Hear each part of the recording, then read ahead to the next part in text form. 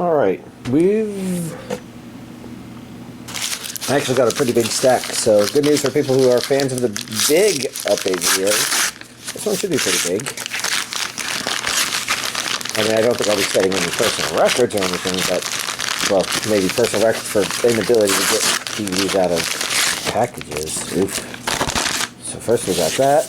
Next up we've got this from Right Stuff. And what we're going to do is we're going to cut away from me, like that, to weaken that. So I can open it.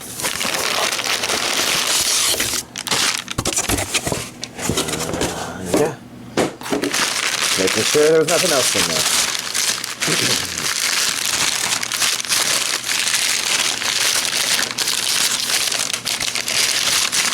Okay. Don't see any receipts, but that's okay. And then last but not least, we have this box. We're going to always cut away from it. So that's... Let's try only doing that. You can use the immense power of leverage to separate. It's a maybe electric item. There's a receipt.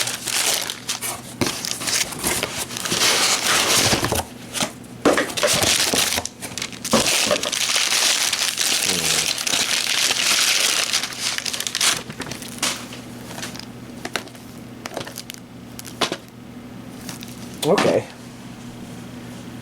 Checking real quick. Huh. Yeah, see, apparently I missed that I've already ordered this before. I didn't even take the old one out of its plastic. You can see right here. It's two of them. Ali's sister. I don't know what I was doing. Oh well. But, you can see here, there's also a DVD version. Blu-ray? DVD? Oh. Next up, I think these are adult, 18 and older. Sorry, 18 and older. Okay.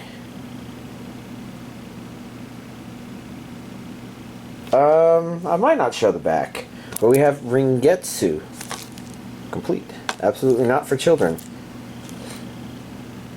The Blu-ray version doesn't say that. What in tarnation? Huh. But yeah. This is one that's been needing to come out for a long time now. Sayonara Zetsubo Sensei. I remember trying to order this a billion years ago. Jeez, what's in this book? I cannot even tell. That's a lot of stuff. I thought this one was kind of big. And maybe it is. But maybe there was a reason it didn't come out here. And I'm thinking I don't know what that would be if that was the case. It's possible people just weren't a big fan of attention to it. I don't know.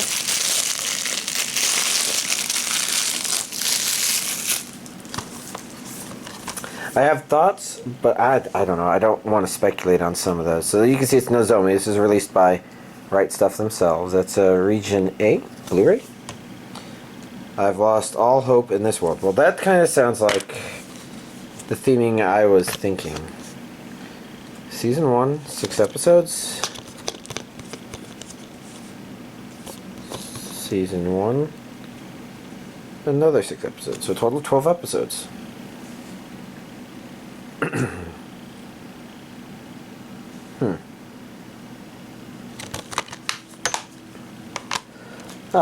We got Reincarnated as a Slime Season 2.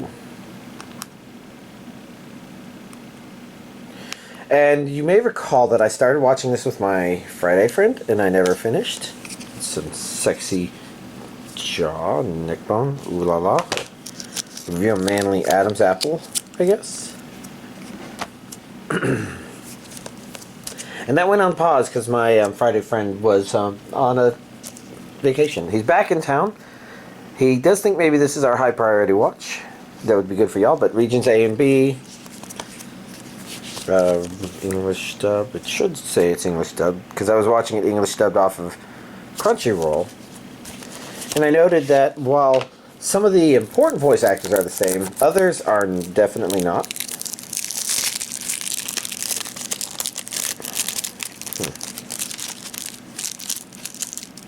I also noted that while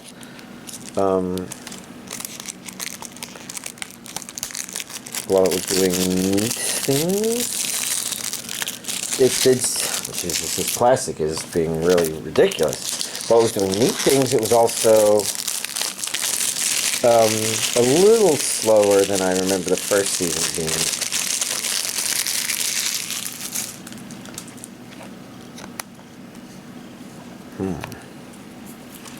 Okay, there's this tenacious. Actually, the problem with this plastic is it's not tenacious. It won't stay together. It just falls apart too easily. In fact, I still have some on this thumb right there. It's still on the thumb. Alright. So we'll take a peek on the inside. Let's remove.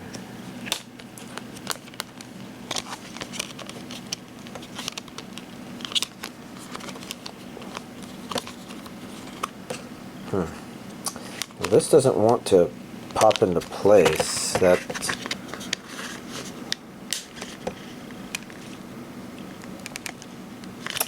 concerning,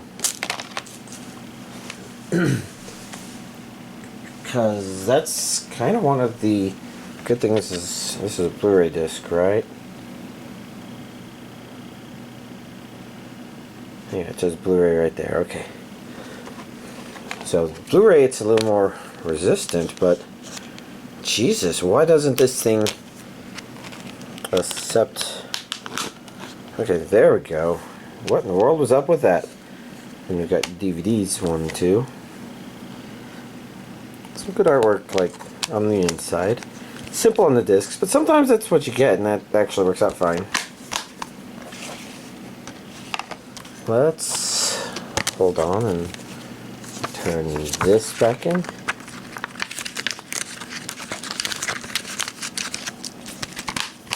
Like that. Next up, LBX Girls. Oh, looks like they're in flying machine sorts of things. Reminds me a little bit of like frame arms or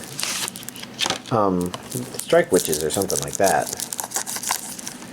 That said, oh, and I guess I was kind of curious about this. Oh, this is Season 2, Part 1. That's good to note. It does say Crunchyroll and Funimation down there. Okay. I was kind of curious, because with Funimation kind of being a little bit phased out and merged into Crunchyroll, this plastic is being really annoying.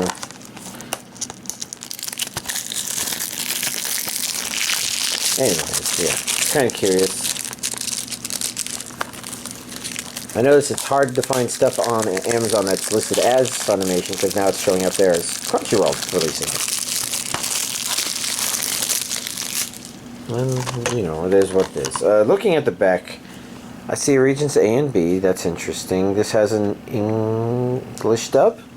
Need to save the world. Better armor up. Well, okay. This looks kind of cute. I don't know much about the show itself. Might be a cute girls doing cute things, but who knows? Maybe it ends up being girls in Panzer, and it, you know, it's surprisingly good. Now I'm putting this back in, but I do know that we need to take a look at these ordinarily dressed girls. Some fun dynamic little poses there. But yeah, I don't know much about the series. Next up we have Gekidol, also from Funimation. And you know what? It's turning out that this isn't as big as I thought. I guess maybe it just doesn't feel as big because there was a bunch of hentai and there was a book and... yeah, whatever.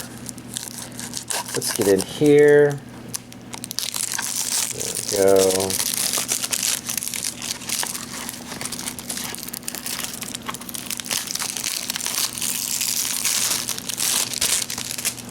There we go. So once again, we've got regions A and B, English audio, in a reality filled with dark secrets, these idols bring light. Yeah, well, it's an idol anime. The title kind of gives that impression. The cover gives that impression.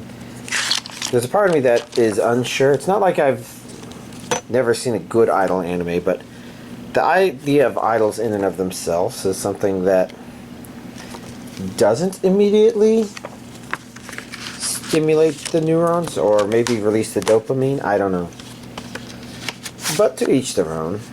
You know, they look kind of cute. They look maybe plain, but that could actually be kind of good because then they don't look more artificial. I don't know. If somebody is a big fan of idol stuff, they could talk about that. We've got the God of High School. There's a bonus poster and stickers. There's an originals thing down there. Well, now, that was a very different sound. But we got a little bit of sexy. Is that knee or is that foot? This is a Crunchyroll Originals. Okay, so this would be sort of like Tower of God and God of High School. And something about those two that kind of sounds familiar.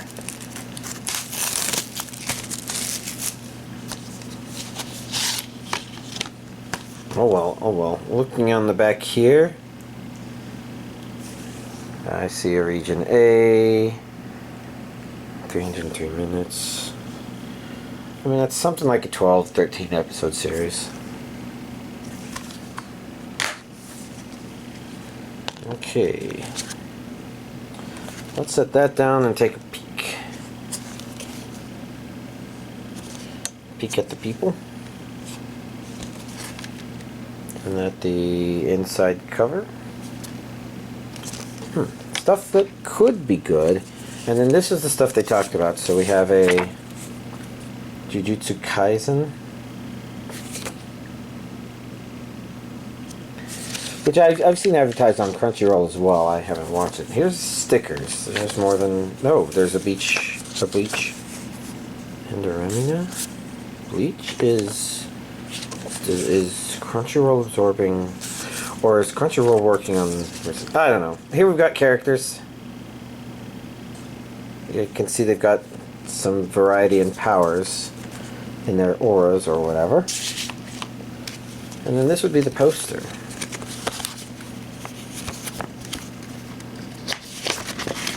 I was wondering if it was double-sided, but you know.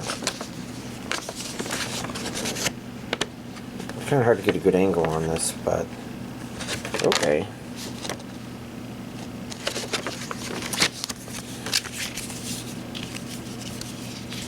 Let's not be too hasty. Put this back in the way it was so it doesn't get any excess creases. Do not increase the crease.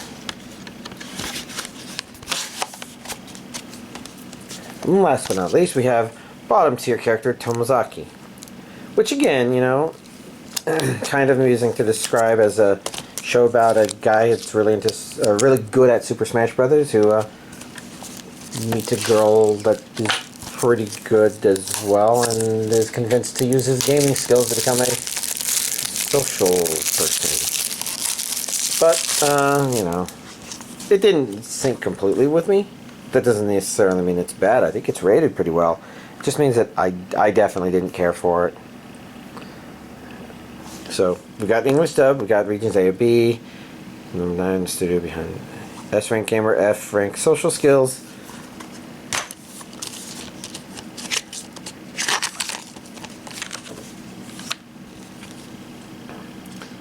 Episodes 1 through 7, episodes 8 through 12.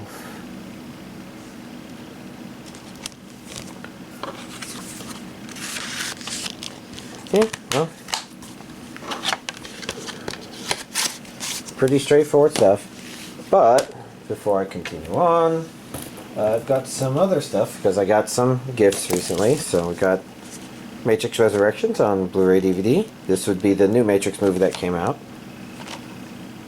And I don't know that I care about it, but my friend that gives me these gives them to me mostly as gifts in order to fill out my collection of that sort of stuff. So he's also got me Mythbusters collections 10 and 11, which he's given me a lot of Mythbusters stuff. And then Honey, I Shrunk the Kids and Honey, I Blew Up the Kid, which I think I might already have, but yeah. And this would probably be the cream of what he got me, which is these two cards. So I'm known among my immediate friends for my main Magic the Gathering deck to be a regenerator deck, so he got me some shiny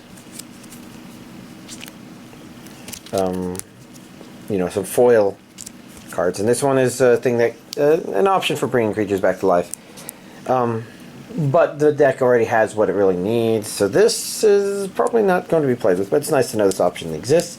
This one is also for non-legendary creatures, which he missed, and because my deck is all about cheating creatures into play through graveyard, you want the biggest, baddest motherfuckers you can get your hands on, and those tend to be legendaries, so it's less placed. This one is just another big Archon of Cruelty, which is a 6/6 flying, and when it enters the battlefield or attacks target, opponent sacrifices a creature or planeswalker, discards a card, and loses 3 life. You draw a card and gain 3 life. So that's pretty good. It just enters the battlefield, bam, lots of damage.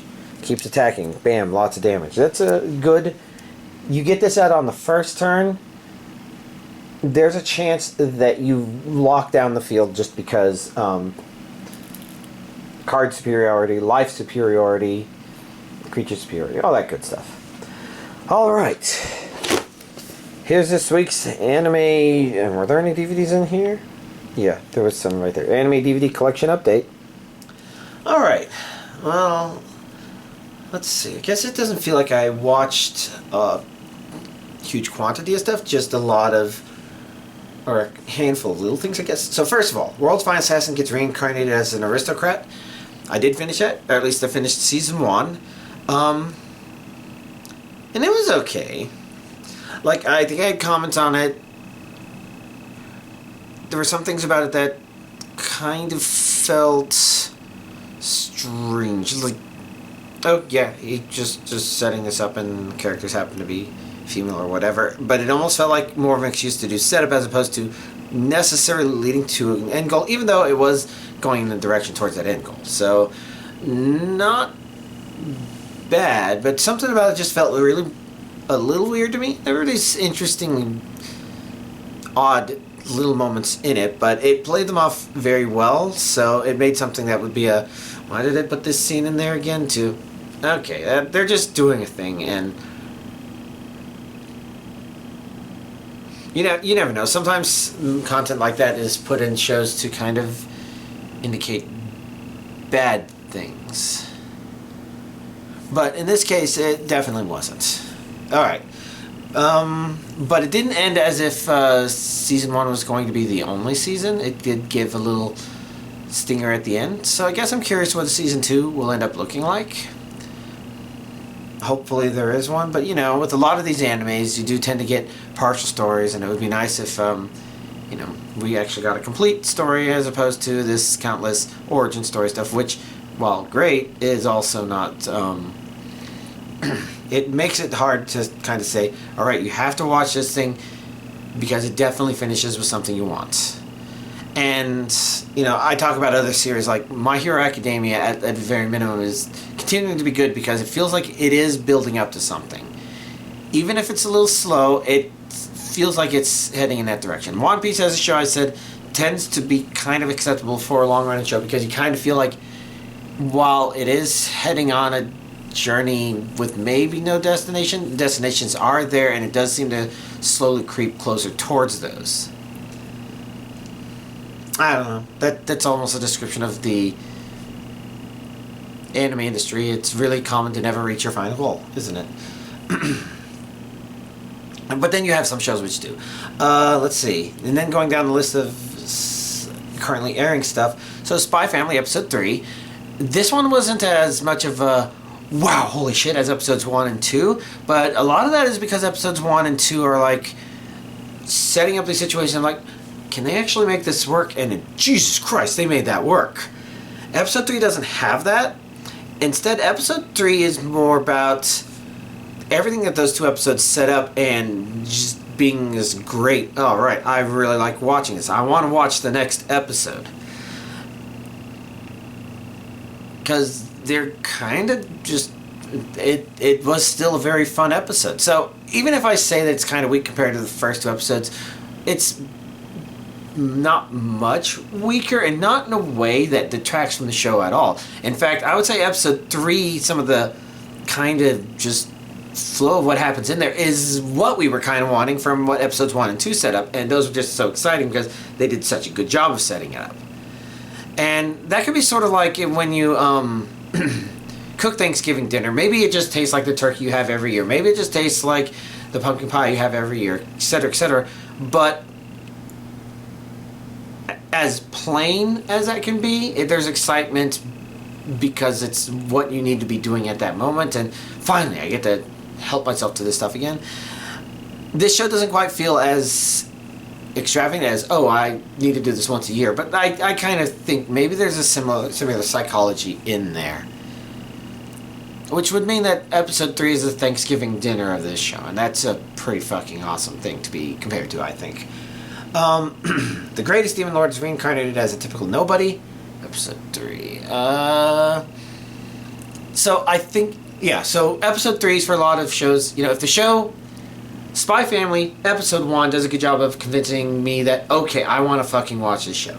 You know, if you talk about the 3-episode evaluation period, then other shows it's kind of valuable to take a look at where they are after episode 3.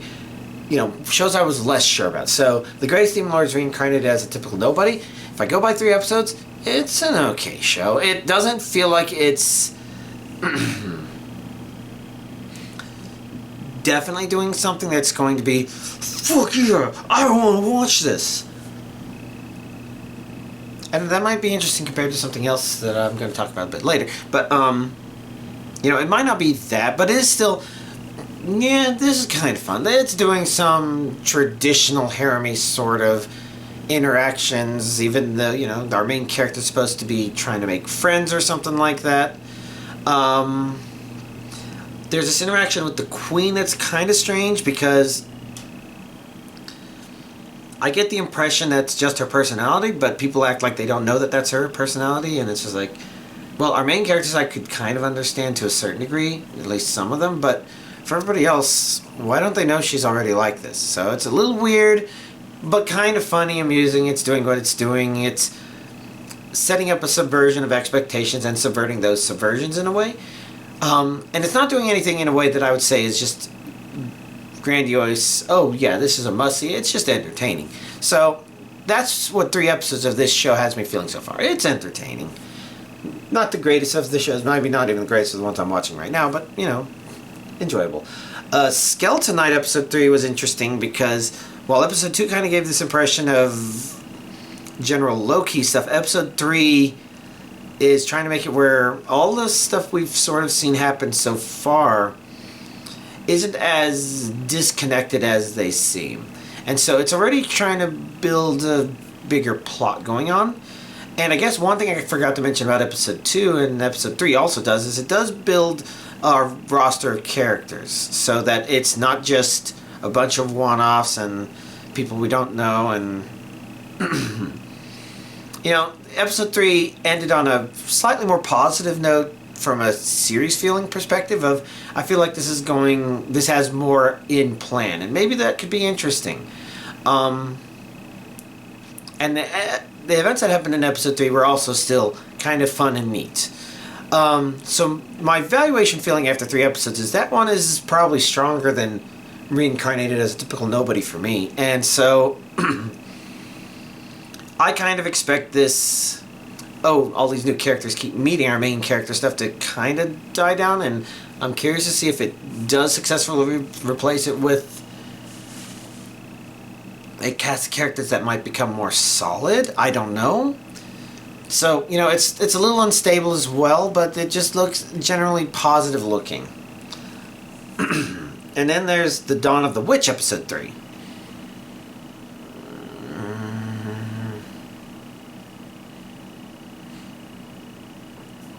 I'm trying to remember what I can actually say about it. There's something about the way the episodes flow where they end that makes it really hard for me to describe a more concrete thing going on in that one specific episode. So it kind of is harder for me to summarize what my thoughts are. They feel like they slip away a little bit easier. There's a little bit less of a, oh yeah, this was the blank episode. Although this one was the bathhouse episode, although they weren't in the bathhouse for the entire time, just for one part of it. Which, there was a swimsuit episode of Reincarnated as an aristocrat.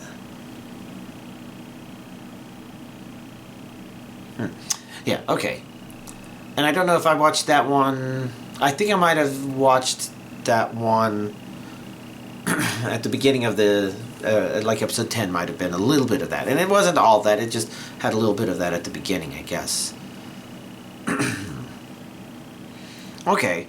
But, content-wise, I mentioned last time that episode 2 at least ended with our main character. I think he's supposed to be our main character. Kind of having more stuff revealed, some world building happening. Some of the character dynamics I feel like is pretty... I'm sorry, that beef stew is still churning apparently. Some of the character interactions and stuff that felt very good, natural, refreshing. I think the thing from episode 3 that I remember more distinctly is I really like the fact that the main lizard man of the group feels like a different sort of person than a lot of lizard men stereotypes. So this is good because not only is he a main character, more main than a lot of them. So like even in Goblin Slayer, they had the lizard man in that one, and he was a supporting character that was just a solid support character that's there for a lot. Pretty much there to be maybe not Goblin Slayer's right-hand man, but, you know, kind of just one tier beneath that, or something like that. This one, though, the Lizard Man's meant to be a main character. I was just thinking, do I know anybody's name? And I have trouble remembering names.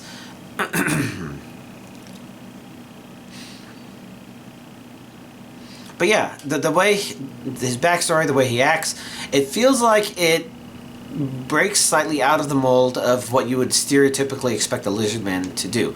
Instead, it feels like it's something that he's maybe suffered from, and while some of the stuff feels like things that maybe got temporarily covered in other episodes, this one really does feel like his backstory isn't there for us to just kind of have a temporary one-episode backstory of a character that gets forgotten. It's supposed to be a little more forming, I think. But that said, I'm not sure if it's as effective. But I don't know. And our main character is still kind of a bit of a mystery. There's things that they talk about that make me think that because they imply certain things, it probably means that he's somehow related to an story. And maybe it gets to that sort of thing, but it's not there. It's not about leaning in that direction. It's, at least yet, it still seems to be building up. So in that regard, at the 3-episode evaluation, it's okay, but it's mostly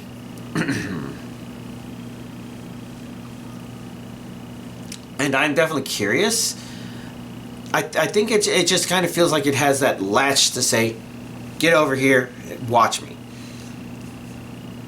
And that could just be my impression. Maybe other people got something more out of it than I did.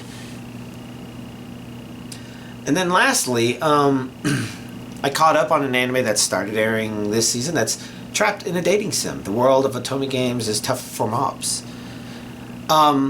Where if that is long, it basically means by dating sim, Otome games tells you that it's a dating sim intended for female players. So In this case, it's not, oh yeah, you're a guy, find the pretty girl. It's your girl, get the pretty guy, pretty much. So the main premises, our main character was extorted into completing the game to get the best ending for his sister who left with the family on vacation.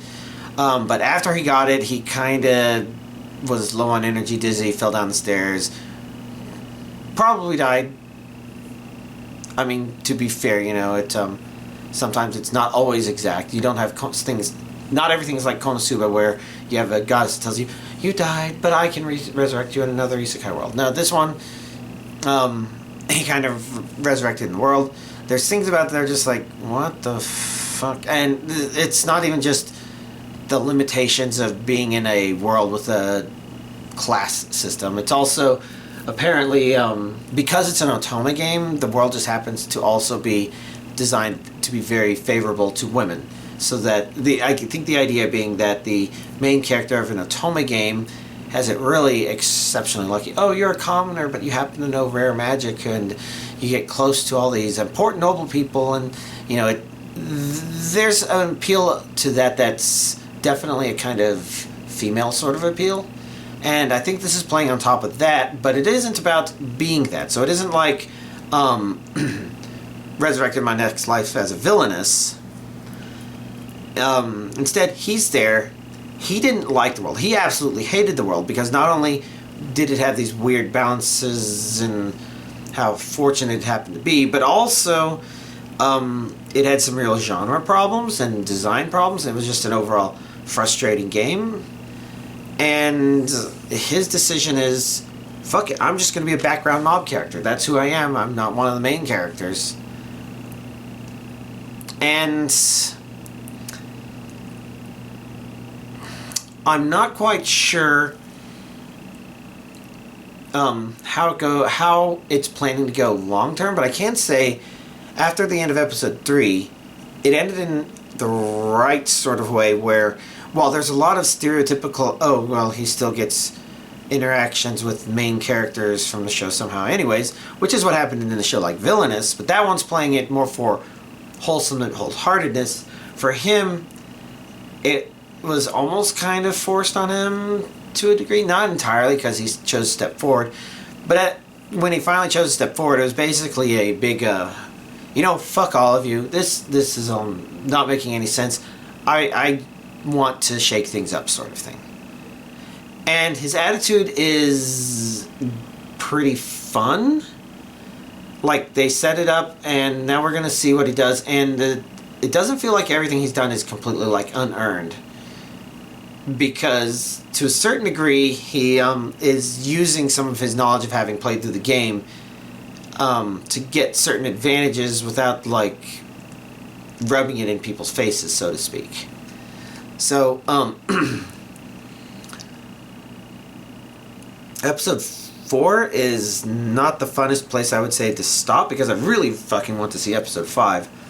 I want to know where they're planning to go with this, because it sounds like it's kind of putting itself in a place where it's in a go-no-go situation where it's bad. It's too bad for our main character if things don't go one way, but at the same time, if things do go his way, then what the hell happened to the purpose of this show? So I don't know what it's going to do after that, and that definitely has me intrigued, but that's episode 4. Episode 3 begins with the fuck you moment that's just like, I appreciate this guy's attitude and where he's going. You know, sometimes you just want to do that yourself. So that's pretty much everything I've watched this past week. The other thing that was interesting to talk about is, you know, I show all the geeky stuff, all the geeky gifts I get, but I actually got a couple more gifts because my mom, she doesn't know what to get me. And can you blame her? Look at all the cool stuff I buy for myself. What's she supposed to do? I bought myself a third Switch. So that's why she dips into weird things, and while, you know, like, she got me a big lighter, and while this may seem like, oh, does she just find things around the house? she was specifically thinking of the February freeze and just like, you know, I bet he doesn't have any regular lighters. That was just the thing he threw in there. I know it seems cheap, but they actually treated me to a pretty expensive dinner. Brazilian steakhouses are no joke, you know. But probably the most interesting thing is Hairbrush. And I know this is kind of surprising. I mean, you know, okay, yeah, he has long hair.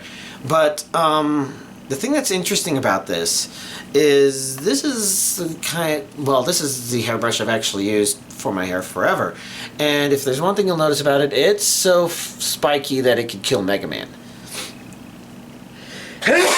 Excuse me. So, you know, I've used this, and it really grabs into the hair and forces tangles out, and it's really aggressive, and that was kind of what I was going for. And I never went from one of these because, like, how is that weak thing supposed to get any tangles out of my hair? It's... Look at that, I can bend them. These, ouch, ouch, I just killed Mega Man 1 billion times. But this is flimsy, but somehow these still work. Maybe not as deep, but they kind of get like the surface level stuff to a degree where then this one can get the deep stuff, and it does it with a far less resistance from the hair, in my experience. And so, I don't know. I'm not sure how many of y'all are interested. You might not all have hair that's this long. You might not ever have hair this long. Or maybe you're people who have hair this long, you're guy or girl, and you're like, fucking duh, what do you mean? Why have you been using this the whole time? You should have been going with this and then this. But, yeah, you can teach a 39-year-old man new tricks. Alright. But, you know, that's pretty much the wrapping up of things. Everything else is... let's see, an Animal Crossing in the 3rd island. I now have all the buildings moved in the correct place, although I did technically tonight the campsite is moving in the correct spot, because while I moved it into the correct spot, I was one away from where I needed to be, so I had to move it somewhere else, then build a bridge, and then now the bridge and the campsite will appear in the correct place tomorrow. Finish the last terraforming, and at this point I have to get the villagers in there that I want to get, and start decorating the island. And I have to come up with ideas because it would be nice if I get it to 5 stars, but the thing that makes it hard to get to 5 stars is the fact that it has almost no trees or flowers. Flowers are a really good source of scenery points, and I'm going to have to find alternatives in the form of DIY furniture, which I think I can do if I keep unique furniture in 8x8 areas enough. And I think that gives me 1 point per furniture item. And that can actually be a lot more than a flower in that area if I happen to have a stall with 2 items on it and there's no other stall and items 2 on it in the 8x8 area. But that's still going to be a lot of stuff to construct. I have to come up with the ideas of what I want to make.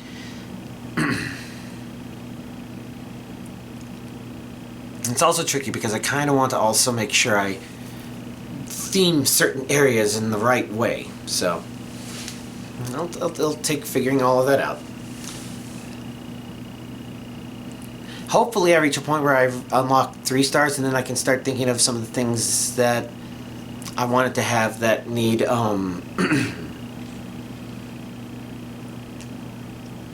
design points, infrastructure points, development points, that's it.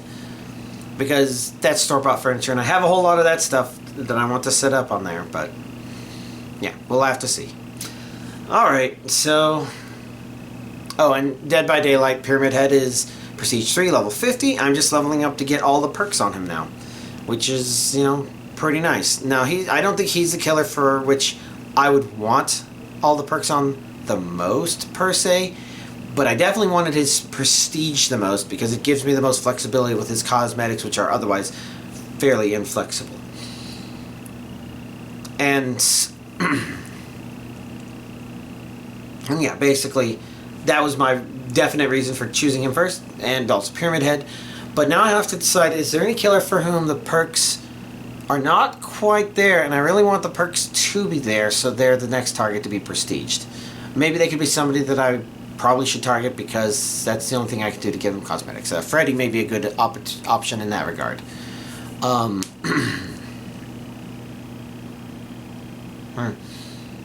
Yeah, I'll have to decide, but, you know, there's plenty of time to decide. In worst case, I can get to the end there and say, oh, well, I guess I haven't decided. Well, Trapper, you're the first one, let's go with you.